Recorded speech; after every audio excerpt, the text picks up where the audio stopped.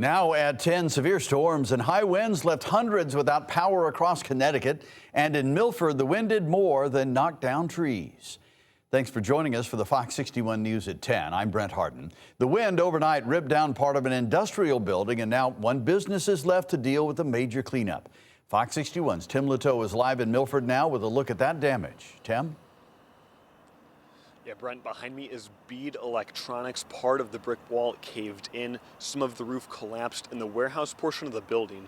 Bricks were literally peeled back off the foundation, and that roof, the metal frame of it, was just completely mangled. And it's kind of crazy just looking around, seeing all the roads closed and stuff, all the power lines down. Dozens of trees were snapped and uprooted across Milford. United Illuminating crews worked throughout the night to restore power, but at Bead Electronics, the damage will take much longer to clean up, with part of the building ripped apart by the wind. Blew my mind, honestly, how a building can just come down like that. It's not even like a tree hit, it just blew down from how extensive the winds and stuff were here. An electronics manufacturer is a fifth-generation business on the shoreline for more than a century. Bead Electronics has called its shop on Cascade Boulevard home for 26 years. Now the warehouse portion is destroyed. The brick wall cracked and caved in. The metal frame of the roof was pulled back and ripped. Even steel doorposts were bent backwards. Since I've been here over 20 years, this is probably the worst damage I've seen. Jennifer Simcoe works at another manufacturer in the Executive Boulevard Business Park. She lives nearby and didn't hear of the storms overnight, so she was shocked to arrive to work to see all the trees down and no power. It is a big surprise. I know a lot of family here and people, so I saw it on their Facebooks here and there, but seeing it in person is crazy. Many companies in the area canceled work on Thursday as a result of the loss of power. Employees we spoke with are still on standby if they'll return to work Friday. Simcoe missed the memo and showed up to work anyway. There's no power here to do my job, but I'm doing it anyway. What's it like cleaning an office in the dark? Not as hard as you'd expect if you've done it for 2 decades. I have the place memorized, so I know what I need to do to get the job done. Neighbors say this has been the storm of the summer. There have been times when power has been out for weeks. Many are hopeful it will return in a matter of days. 2018, we had a massive tornado come through our neighborhood, and it knocked out for a couple weeks. And we reached out to Bead Electronics for comment. Meanwhile, United Illuminating crews are still working into the night. Well, they've told neighbors that it'll be at least sometime Friday until power is restored for all people here. For now, live in Milford, Tim Latow, Fox 61. All right, Tim, thank you. And I'll pick up where you left off there. Here's an update on the power outages right now. United Illuminating reports about 40 customers are without power tonight. The electric company provides service to those areas who are mainly impacted by the storms. Now take a look at what happened in East Haddam. A tree fell on a car there, trapping the driver inside. It happened on Sipples Hill Road around 4:45 this morning. Firefighters say the driver traveled beneath a fallen tree that was blocking the road. The person was taken to a hospital, but they didn't say how serious his or her injuries are. All right, let's bring in Chief Meteorologist Rachel Frank to talk about all this now. And we're hearing a lot about straight line winds today. Yeah, initially the National Weather Service came right out and said it looks like a microburst, but because we were getting so many reports of damage, they said, you know what, this is bigger than that. It doesn't fit the definition. So straight line winds, and not your average straight line winds either. 103 miles per hour. That is not a radar estimated wind gust. It was observed at Lighthouse Park. And to give you an idea of just how localized that was, at Tweed New Haven Airport, which is a mile or two away, winds were up to 37 miles per hour. So quite a big difference just over a very small geographical area.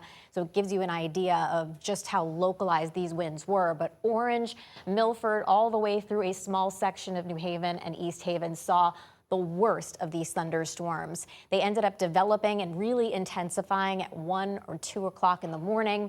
And as they started to hit some more unstable air that was close to the water, a couple of these storms just went nuclear. So we were expecting gusty winds, but these were even more extreme than we were expecting. A lot more extreme. We'll take a look at where we go from here. Your full forecast is coming up, Brent.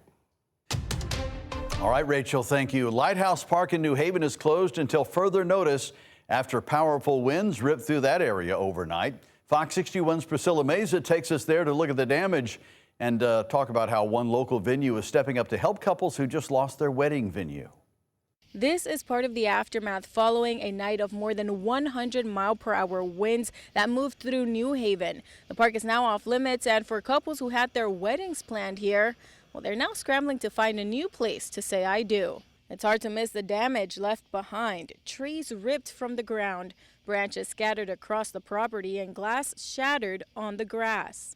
The city says roughly 70 trees were damaged or uprooted, and the historic Carousel House also took a major hit. The Carousel building, which contains our historic carousel, was significantly damaged.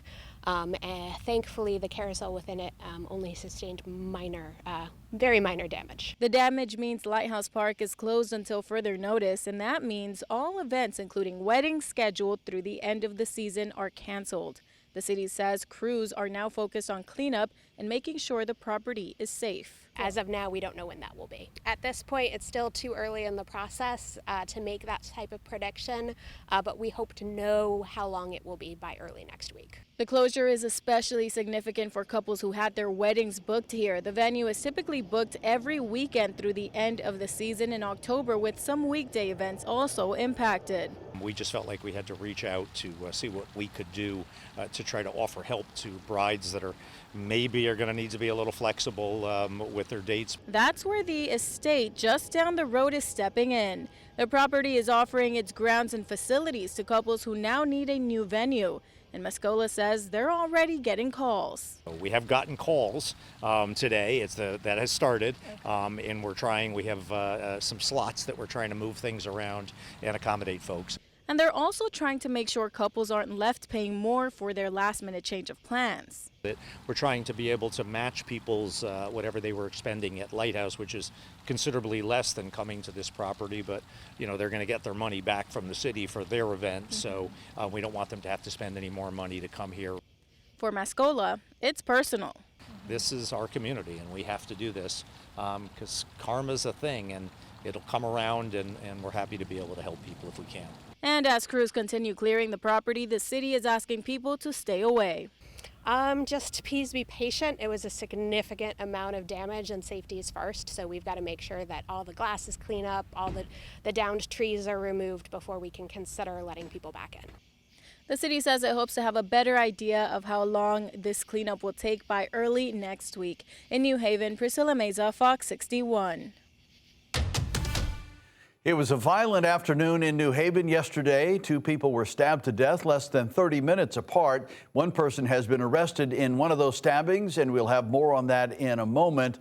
But in the other incident, police are searching for whoever killed 37-year-old Michael Spencer in a fight that started in the library. Fox 61's Alicia Hercules is in New Haven with more from police and the victim's sister.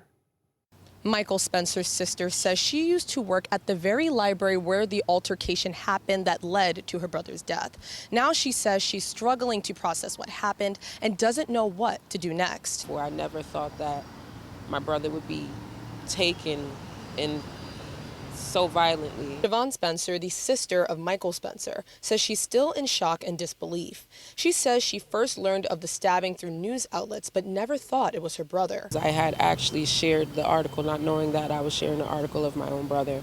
She says police knocked on her door to give her the devastating news. They say your brother has been killed. Her brother recently moved to New Haven from Atlanta less than a year ago.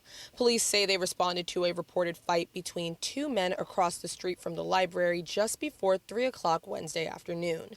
When police arrived, they found 37-year-old Michael Spencer at the corner of Temple and Elm Street with multiple stab wounds. He was taken to a nearby hospital where he died. Police say Spencer and the suspect began arguing in the library. I guess my brother found the other person to be too loud while he was trying to do work at the library. That turned into an argument. She says the two were removed from the library by security. Once outside, the altercation continued at the intersection of Temple and Elm Street. During the altercation, police say the suspect stabbed Spencer several times. I heard that he walked over here to this corner at Temple and Elm Street, and he bled out there. Police say the suspect pictured here on surveillance cameras was last seen in the area of Howe and George Street. Spencer remembers her brother as a smart and creative person. He loved life. He loved to have fun. To know him was to truly love him. Now she's hoping her brother's killer is found and held accountable. My main concern right now is just getting justice for my brother, because he does not deserve this. Police are asking anyone with any information on the stabbing or who saw the altercation to call their detectives or their tip line. In New Haven, Alicia Hercules, Fox 61. Now, the man accused of stabbing his ex-girlfriend to death was in New Haven court today. Matthew Almontes is charged with murder and tampering with evidence in the death of Tisha Marinocchio. Police say it happened yesterday afternoon in an Orange Street apartment complex. They say Marinocchio called 911 saying her ex-boyfriend stabbed her and left with a knife. She was rushed to a hospital where she later died. Officers quickly found Almontes nearby and the knife inside a dumpster in the rear alley of the apartment building. The judge increased his bond to $2 million. He has not yet entered a plea. If you or someone you know is experiencing domestic violence, there are resources out there to help. You can contact the national or Connecticut hotlines on your screen 24/7. Well, Flock Safety, the company behind thousands of automated license plate cameras used by police across the country, is rolling out new privacy changes. Now, the move comes after growing concerns from lawmakers and civil liberties groups over how the technology is used and reports that some officers misuse the system for personal searches. The company says the updates are designed to strengthen oversight and protect privacy.